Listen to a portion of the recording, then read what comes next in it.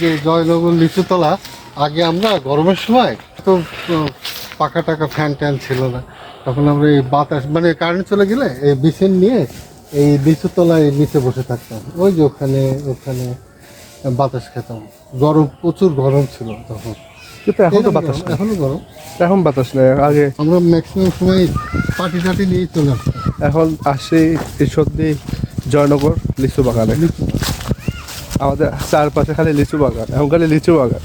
লিচু যদি ঝরে থাকতো ইনশাল্লাহ পেরে পেরে খেয়ে নিতাম।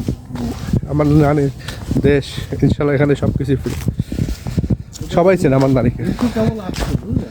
বলছে আব্বু যদি লিচু থাকতো, এই যে। এই যে আসছে তো, আমরা পেরে পেরে খেয়ে নিতাম না। হ্যাঁ, এই যে লিচু আসছে। লিচু আসছে, ঠিক আছে আব্বু, এখানে দাঁড়াও। এই জায়গায় আসে মনটা অনেক ভালো হয়ে গেল। সেই 30 বছর আগের কথা মনে হচ্ছে বুঝলেন, খুব তাই। ভালো লাগছে। এই যে এইসব জায়গায় আবার আমরাও আসলাম, রোদও শেষ। খুব গরম পড়ছে, প্রচন্ড গরম। এই যে এই যে তো গ্রামে এসে খুব ভালো লাগছে, খুব সুন্দর লাগছে। গ্রামে এসে মাইন্ড সব চেঞ্জ হয়ে গেল। আলহামদুলিল্লাহ। তোমার তো গরমের মধ্যে এই দেখো, খুব কষ্ট হচ্ছে। মুরগি ও, ও, এই যে সেই মেয়েটা, হ্যাঁ হ্যাঁ, আচ্ছা, এই বাড়ি না, এগুলো আপনাদের ছাগল মুরগি?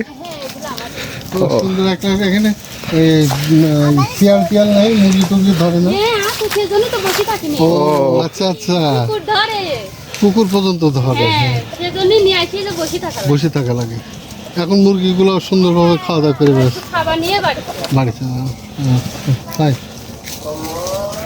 আদারও দিয়ে দিচ্ছে। চলো আমরা একটু ভিতরে যাই।